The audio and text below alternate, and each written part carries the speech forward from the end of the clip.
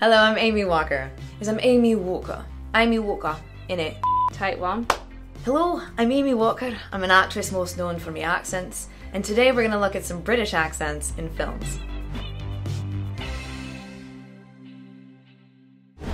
She will prick her finger on the spindle of a spinning wheel and fall into a sleep like death! This is Maleficent, directed by Robert Stromberg in 2014, and we'll be looking at Angelina Jolie's English accent. A sleep from which she will never awaken! Awaken! That nails it. Two things there that people often miss when they're doing this sort of an accent. It can be a tendency to go awaken. In America, we'll take that E and we'll just make it an I. That I in this accent becomes awaken. And then you heard that bit of an aspiration, that sort of an H breathy sound on the K, and it gives it this awaken.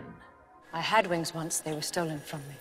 Stolen from me. Stolen from me. You can say stolen from me. That works. Or you could say stolen from me. Were they big? So big they dragged behind me when I walked. When she says walked, that's really excellent. The A-L, A-H, A-W, all those things that in American are ah, they're all different in English accents. So we've got walked, and it's very long. What people have a tendency to do is go walked, or something very tight and odd. Royalty, nobility, the gentry, and how quaint. Even the rebels. Even the rebels. Oh, I had high expectations for this RP, or received pronunciation. It's called received because you're not born into it. You have to learn it. You have to be educated. I have a few theories as to why so many villains in Disney movies and beyond have this received pronunciation accent. And for one, the tones you get to use and play around with are just deliciously good fun. It's as if you really don't care what they think of you. But also it sounds extremely educated because you can't get it unless you are educated into it. And then the stillness of power. Good, then I'll inject them. Yeah, and I'll find a spot to get rid of the body. All valid ideas. This is Ocean's 13, directed by Steven Soderbergh in 2007. We're looking at Don Cheadle's Cockney accent. That's the rules for someone who understands the rules, which Bank don't, because he already broke them. So he don't get the chance. Where to start, really? Don Cheadle's wonderful actor, but this is a bit of a mess. Don't. The resonance for this accent's really down in the gutter. It's down in your mouth, it's down up in here. Don't, you're gonna take that tongue, and the D is not gonna be a D like this, it's gonna be D, do, and it'll be don't. Now this polymer reacts to ultrasonic pulses. When you say ultrasonic, that's gonna have a like more of a W to it than an L, and it's gonna be forward in the mouth. But it's not metallic, so the compasses on the table won't detect it. Sometimes when people do a glottal catch or a glottal stop, it's a bit extra. So, but it's not like it's sort of a double, but it's not, but it's not. Not is a really open sound, oh. Now your Cockney accent is really a working class, East End thing. It's really chewy. The resonance is still high, but it's also really forward. It's like it starts up here and then it lands down in here. I can't leave. Why are you I'm sorry, ask somebody else. Ask Livingston. Such a wowzer. Wowzer. Look, I've done research. Positive messages get through. I've done research. Positive messages get through. So I've done, it's gonna be that D, done, and it's gonna be resonating up in here and landing down in here. Research, forward. Positive, it's gonna be oh instead of positive, back here for the States. Positive messages get through, and then you're not gonna put a TH because why put a TH when you can just put an F? The tricode optimizers that feed into the nipple sleeve receivers perforated their lubricating bladders and began tension against the sidewalls. I think he's saying perforated their lubricating patterns or something. Perforated, it's just living so middle in the mouth and then the glottal stops are leaping out at you and just not really doing what they're meant to do. Where's that put us? Cattled. Cattled versus cattled. I think this is rhyming slang, which is a whole world of a language. Cattled would be short for cattle truck, which rhymes with another word you can probably guess. His union paymasters have called a strike deliberately to cripple our economy. This is The Iron Lady, directed by Phyllida Lloyd in 2011. It stars Meryl Streep as Margaret Thatcher. Teachers cannot teach when there is no heating, no lighting in their classrooms. And I ask the right honourable gentleman, whose fault is that? Margaret Thatcher had a lot of flack in the beginning of her political career about the lady doth screech too much. So the way that she'll really screech it a bit, and she's up in the higher tones, and she really gets, there was something for Margaret Thatcher about the way that she talked through her teeth, but it's absolutely dead on. When did I lose track of everyone? Where did I lose track of everyone? The way that the age just sits in her face. Track of everyone. You still have the teeth and you still have the voice, but this is after she's had vocal training to lower her voice, and all that is in there plus age, so it's gone even lower, and you just really feel the weight of her age here. When Japan attacked Pearl Harbor, did America go cap in hand and ask Tojo for a peaceful negotiation of terms? Terms? Did America go cap in hand? This is after she's had that vocal training, and she really had a lovely warm tone in her voice after that. But she's also got that sharp way that Margaret Thatcher did emphasize certain consonants at different times. Did she turn her back on her own citizens there because the islands were thousands of miles away from the mainland United States? No! No, no. The way that she uses her voice to carve out that grounded, powerful tone and the consonants that make it sharp and important and listened to. And that, to me, is my favorite. And that's why Meryl Streep. Such an inspiration. Hello. Mrs. Hillard, I presume? This is Mrs. Doubtfire, directed by Chris Columbus in 2003. We're going to look at Robin Williams as Mrs. Doubtfire. He's doing kind of a slight Scottish accent, maybe a little bit Edinburgh, and it's not like a really Glasgow hard Highland accent. Pierce Brosnan even says later in the film it's a bit muddled, so it's kind of set up to be its own creation, which I think Robin does really well. You know, when you say Doubtfire, it feels like it should be in a wee bit of a Scottish accent. So it's quite soothing, the tones that he's chosen. Euphigenia Doubtfire. Euphigenia Doubtfire. In Scottish, you've got like this really soft flutter of an R you can do, and it's really soothing the way he's got it. It's like a wee flick. Doubtfire. Are you wearing bug spray? Oh, Mary. Oh, it's quite all right, dear. No offence taken. I was a little liberal with the atomizer. So it's really a hybrid accent. It's got some British in it, like a little liberal rather than a little liberal. In Scottish accent, you usually take down that short I sound, which we would say like little, and it would become little. All right, everyone, it's time to expand your minds. It's homework time. All right, everyone, it's time to expand your minds. That's all great. It's homework time. That O, that's more Scottish than an O you'd have in an English accent. How about you, Mrs. Doubtfire? Oh, you wicked, wicked man. Isn't there enough flesh here for you to feast your eyes on? There's another example of the hybrid. Wicked. That's a British I with a Scottish ick. So rather than wicked, it's wicked. When you're doing a hybrid accent or something that's lighter, you really get to choose what bits feel right for the character to hold on to. I'm calling in regards to the ad I read in the paper. That extra glottal catch there, paper, that's very classic Scottish. There are lots of glottal catches, lots of glottal stops in Scottish accent. And one of the things that can happen for Americans trying to do British or Scottish is they're trying to put in a few extra. That catch that you want to put in when you're meaning to say paper in English and you say paper, save it and put it in when you're doing Scottish. Hello. Hello. Not quite sure what that is. Actually, hello would be more Scottish. Hello. Where would that be from? Ooh.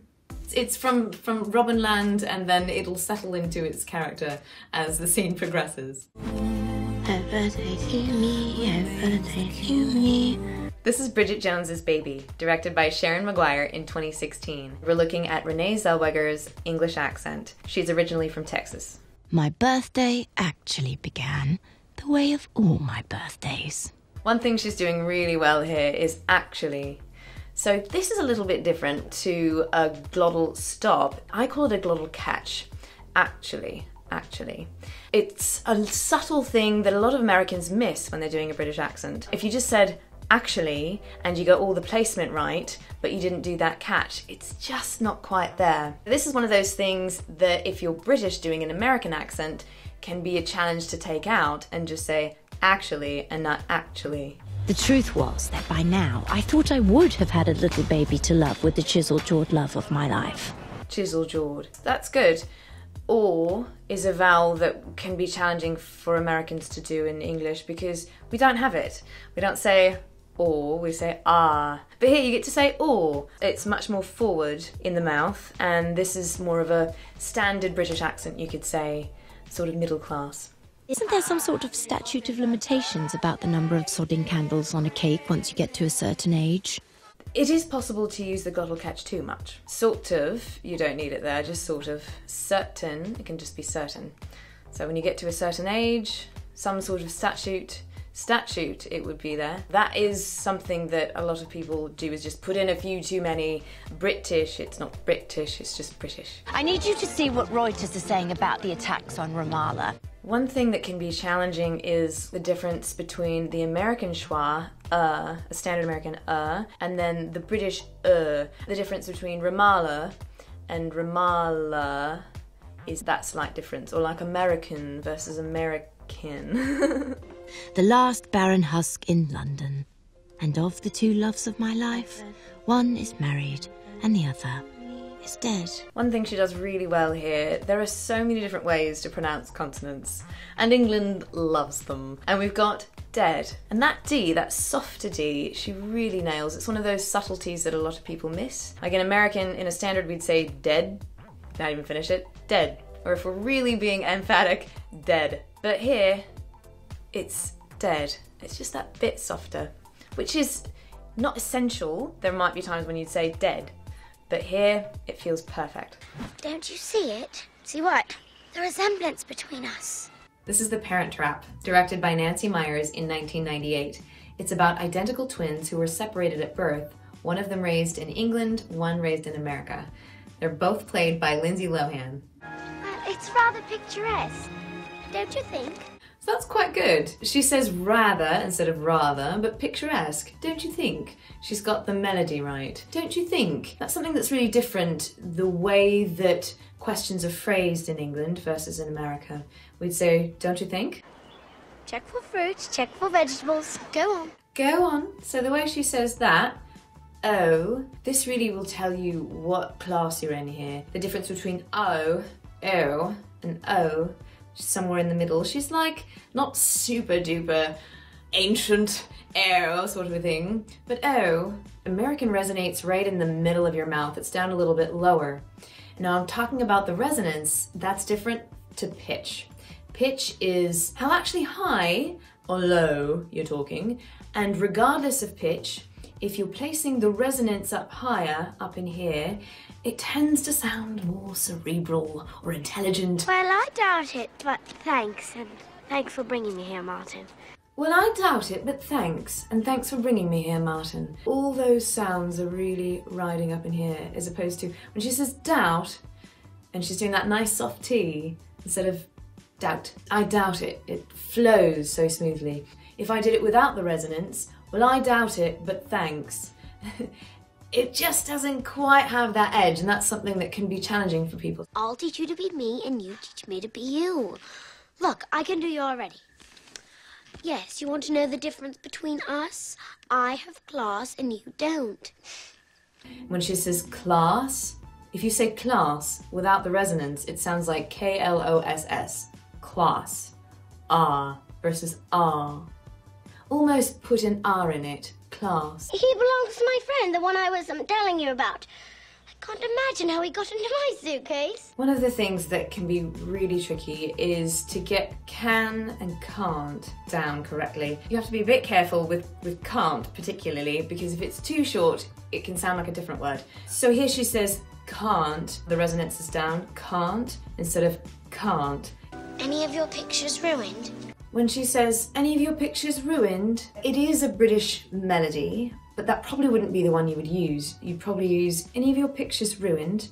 It's getting to know a lot of different melodic patterns that help. Stop! We've got a major problem. You're going to have to bring Mother out here immediately. For her class, it would be more likely for her to say immediately, jit, instead of immediately. She does get the D, immediately, if you were going to say it that way, but again, I would say immediately. He's always holding her hand and kissing her neck and waiting on her hand and foot. Waiting, what we call a flat T, waiting, that we do in America all the time. In this class of England, you would say waiting. Some of the traps that Americans fall into when they're doing British accents are they keep the same sort of a pattern and then they get it a bit off, like this. I think sometimes when people are trying to get the resonance, they just raise the pitch up, and that can have the effect of accidentally raising your resonance because you're tighter to create that higher pitch, but you really don't need to. You can speak with a lovely low voice and still have